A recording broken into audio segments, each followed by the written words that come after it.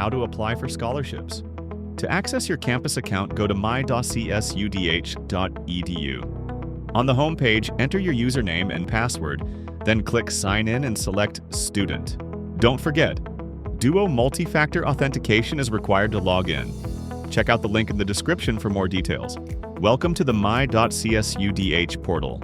Under Student Services, click Scholarships Manager.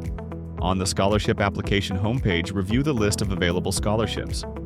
Make sure you meet the minimum requirements. Then click Start Application on the right side of the page, checking your application.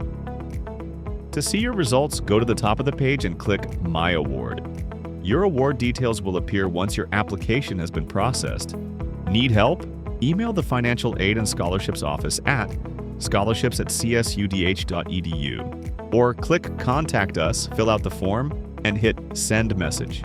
For technical support, contact the IT Service Desk at 310-243-2500. Then select Option 1. Stay on top of your tasks, and welcome to CSUDH.